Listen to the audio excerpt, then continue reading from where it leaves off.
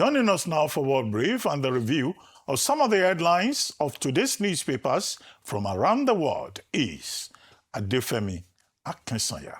Good morning, Adefemi. Oh, good morning, Dr. Rubin. Good morning, Ayo, and good morning, Rufai. How's everybody doing today? Well, yeah, we're good. Yeah, I love your red shoes. Thank you. Did Chelsea win yesterday? I thought not. Actually, you guys did do very well yesterday, didn't you? Well done. All righty, good morning to you, viewers. I don't understand. I thought we were 7 points clear. I thought that was us. Thought so. Good morning to you, viewers. I hope you're doing well. Let me tell you what's happening around the world. Now, day 6 of the war between the United States and Iran has seen nearly 1,100 people killed since Saturday. Now, Sri Lanka's Navy says it has recovered at least 87 bodies and rescued 32 survivors after an Iranian warship was sunk in the Indian Ocean off the country's southern coast. Now, authorities say the vessel, the Iris Dena, went down after being hit by a torpedo fired from a US submarine as the conflict between Iran, the United States and Israel continues to escalate. The ship was carrying around 180 sailors and sent a distress call before sinking, prompting a search and rescue mission by Sri Lanka's naval ships and aircraft. Now, officials say when rescuers did arrive, only oil slicks and life rafts were visible, with sailors found floating in the water. Now, those survivors have been taken to a hospital in the southern city of Gale, while authorities continue recovery efforts. Now, this incident highlights how the widening conflict is now extending far beyond Iran's borders and into key international shipping lanes. Well, moving on to the United States, and the US Senate has rejected an effort to curb President Donald Trump's war powers in the escalating conflict with Iran. They voted 53 to 47 against a resolution that would have required congressional approval before continued military action.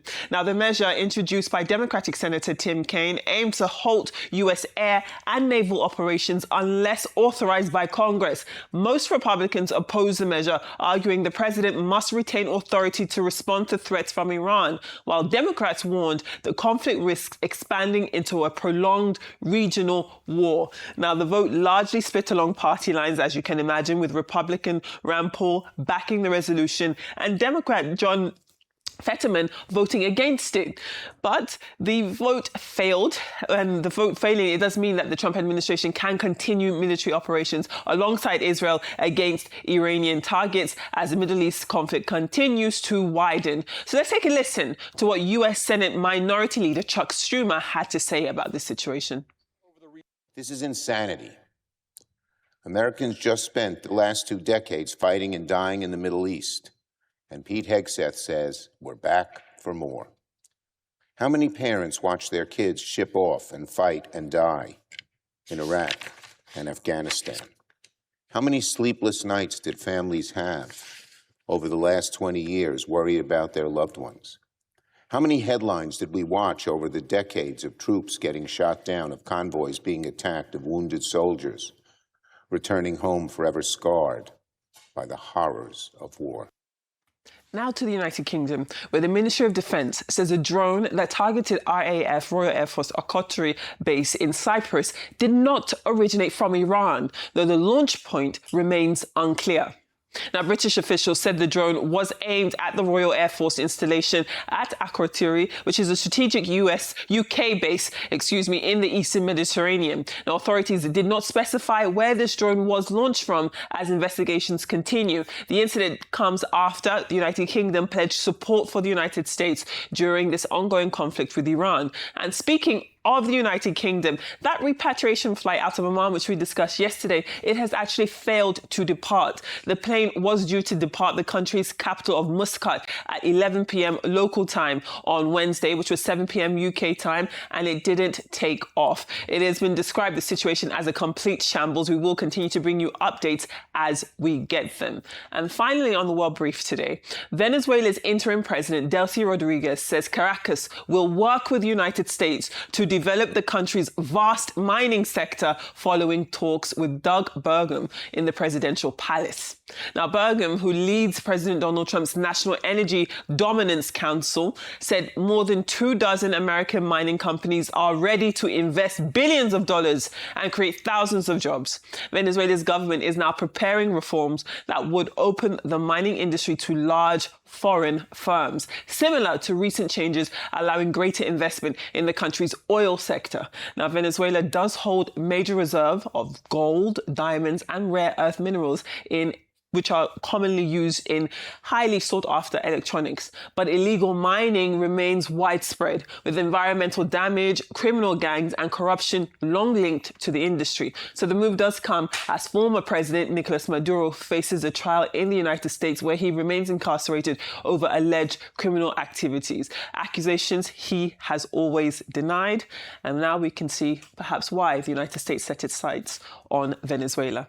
Let's move on to our newspaper headlines across the world. As ever, we begin with the front page of This Day, the newspaper of record. And This Day does report that security forces locked down parts of Abuja amid fears of possible protests, which are linked to these escalating violence examples that we're seeing in the Middle East between the United States, Israel, and Iran. Now, there has been a heavy deployment around key government institutions and major roads in Abuja. The paper also notes that the US Embassy has actually cancelled visa appointments in the Federal Capital Territory over these same security concerns. And This Day also reports that President Bola Ahmed Tinubu has sworn in Olatunji Disu as Nigeria's 23rd Inspector General of Police, with the new police chief declaring that the establishment of state police has come to stay.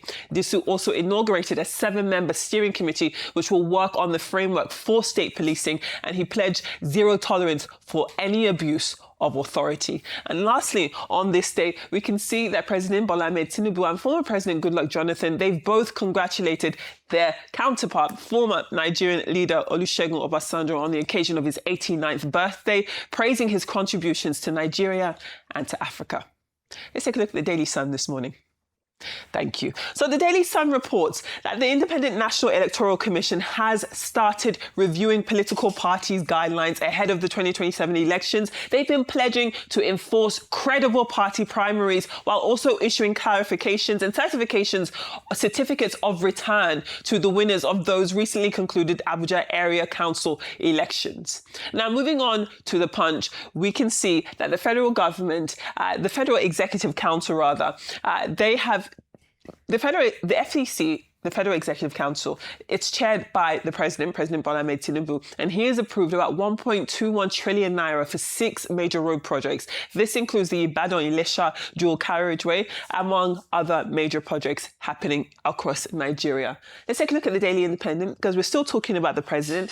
President Tinubu has ordered the suspension of the cashless toll payment system recently introduced at airports in Lagos and in Abuja, and he took that decision due to the gridlock traffic it caused. So that's going to be suspended for some time, as this story just at the top here. And moving on to the Daily Trust this morning, there is another story coming out of the Federal High Court, again in Abuja, which has adjourned the alleged terrorism trial of former Attorney General of the Federation, Abubakar Malami, and his son to March 10th this year, 2026. And that's after the Director of Public Prosecutions requested more time to review the case following its takeover from the Department of State Services.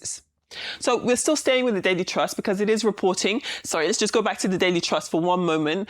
Staying with the Daily Trust, it is still reporting. Thank you. This story just here. So essentially, Nigeria's World Cup hopes have ended as FIFA has confirmed the Democratic Republic of Congo is going to be Africa's representative in the 2026 Inter-Confederation playoffs. Unfortunately, Nigeria's appeal over their November 2025 playoff loss was rejected. Now, the playoff tournament does run from March 26th to April 4 at the Monterrey Stadium in Mexico. And the World Cup itself will actually begin on the 11th of June. And the World Cup final will be played on the 19th of July. Put those dates in your calendars.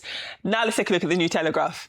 So the New Telegraph this morning is reporting that the United Kingdom has actually introduce emergency visa bans on certain countries, nationals of Afghanistan, of Cameroon, Myanmar and Sudan. They've been accusing some migrants of abusing study and work visa routes to enter the country, only to later claim asylum.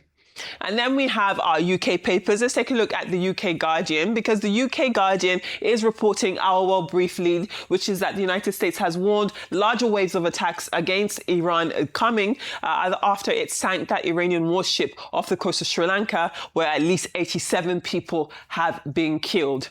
The Daily Express, also a British paper, is showing Kemi Badenoch, the leader of the Conservative Party, and she has called Sir Keir Starmer, the UK Prime Minister, weak over his handling of the Middle East conflict. And then we wrap things up with the Daily Star, which brings another big British story coming out today. Essentially, 3 people, including the partners of 2 Labour politicians, have been arrested on suspicion of spying for China. Very concerning stories there.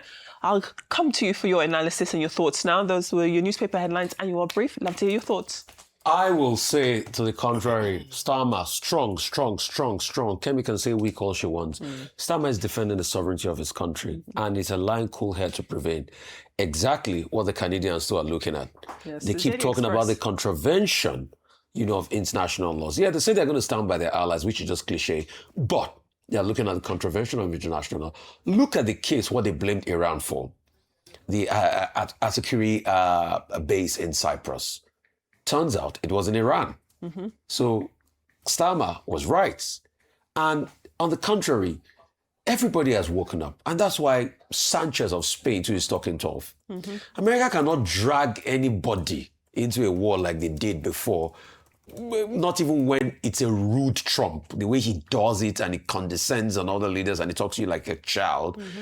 And people will die and the things will be exacerbated. Look at the argument Sanchez made yesterday. Yeah. And the arguments were very apt that they dragged them into the war in the early 2000s, thinking it was going to end all this insecurity and all of that. But it's exacerbated, extremism in the world. And don't forget, Spain also suffered from it by the 2005 Madrid bombing. The UK suffered for it by the London bombing.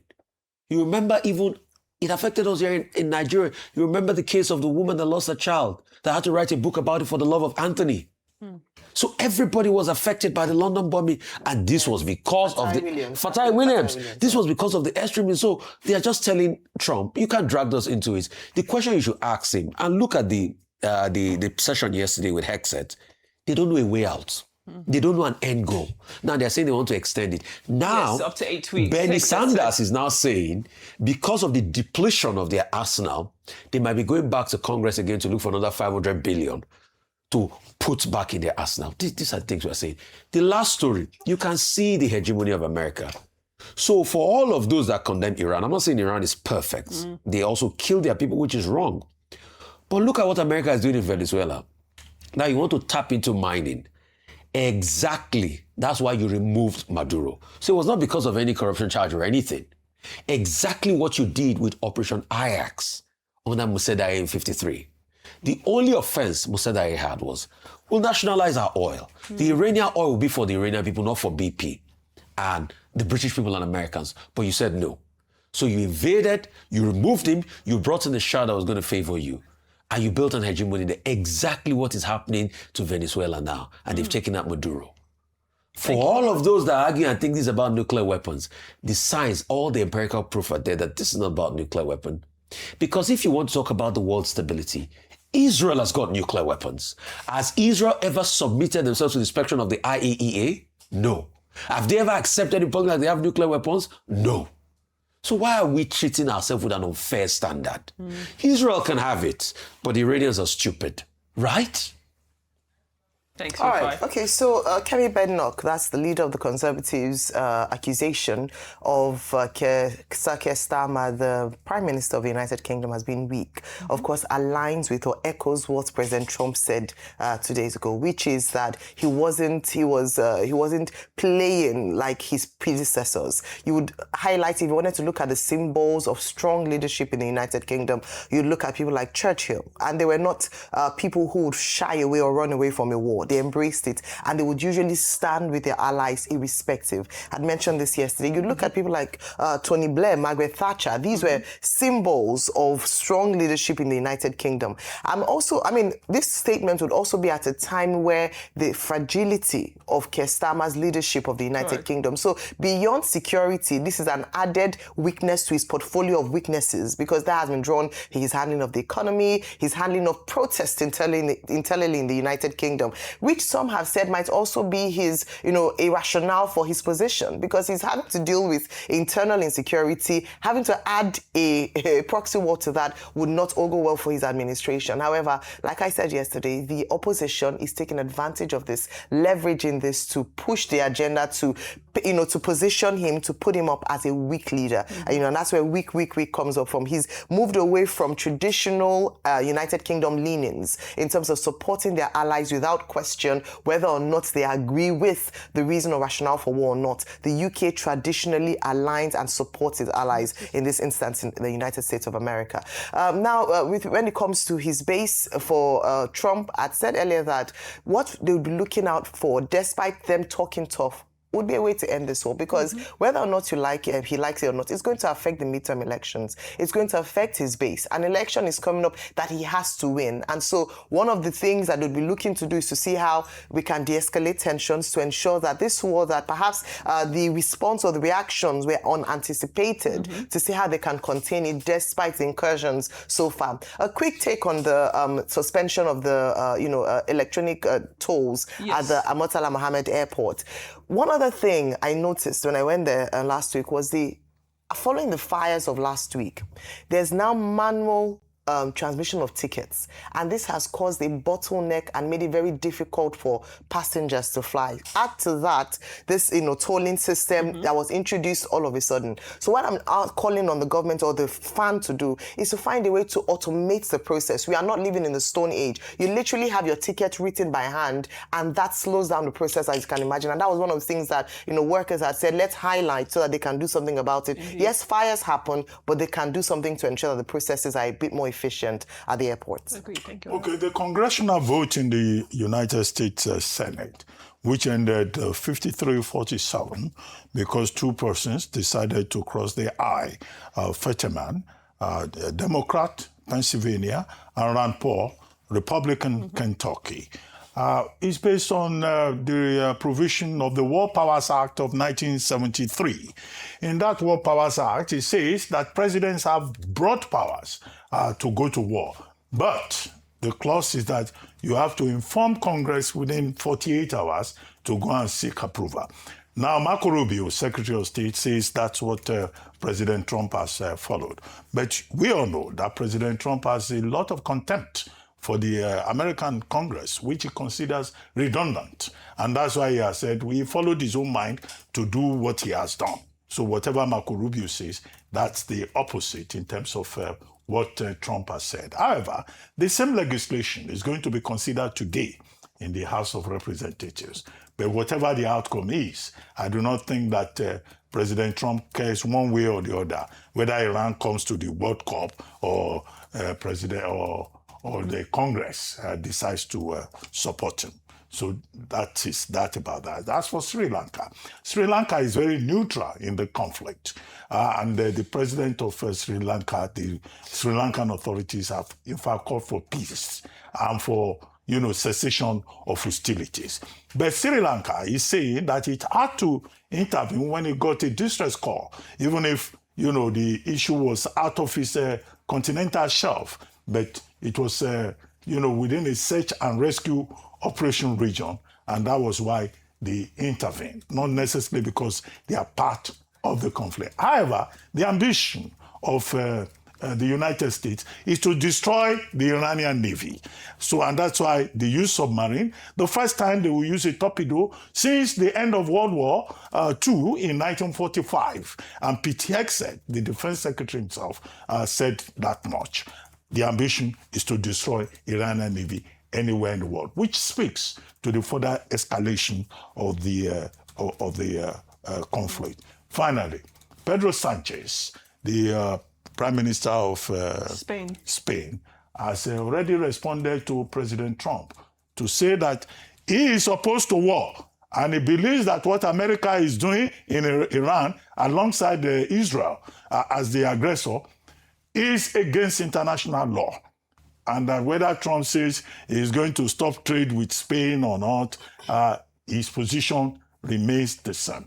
So I think it's a very good show of confidence on the part of Pedro Sanchez to say that we stay where we are. We are opposed to this war. All right. Well, thank you very much, Adefemi.